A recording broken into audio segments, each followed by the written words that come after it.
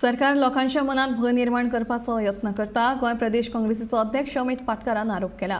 वाघ संरक्षीत क्षेत्र राखीव जाल्यार म्हादयचो प्रश्न आपोआप सुटावो जातलो. तरी लेगीत सरकार वाघ क्षेत्राक विरोध करीत कोर्टांत कोट्यांनी पयसो मोडटा अशें पाटकार म्हणटा.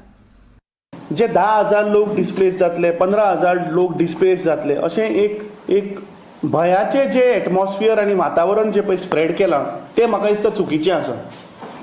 वी ऑल्सो रिस्पेक्ट की थंयचे जे लोक रावतात, लोकवस्ती आसा, थंयचे जे ट्रायबल लोक आसात, तांचे प्रोटेक्शन, तांचे लँड रायट्स, तांची शेती, तेंची भाटां प्रोटेक्ट करपाचे we also feel that.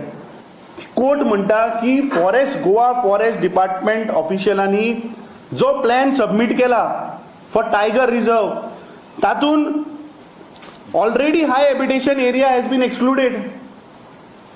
So हाज्या वयल्यान कितें सिद्ध जाता की हे जे पळय लोक प्रतिनिधी निवडून आयल्या ते खंय तरी लोकांक मिसगायड करता. आणि clear cut high court is saying that Goa forest department should run a campaign की ह्या शेड्यूल्ड ट्रायब आणि अदर फॉरेस्ट ड्वेलर्स जे लोक थंय रावता पळय की तांकां हें सांगचें म्हणून.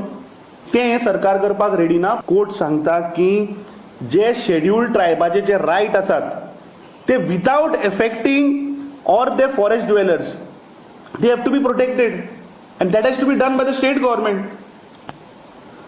आणि very important point, now this point why high court has taken this point is जेन्ना 70 भागान जेन्ना 4 टायगर जेन्ना मारले, थंय लोकांनी जेन्ना 4 टायगर मारले, then that matter went to court has taken that into consideration and basis this judgment has come.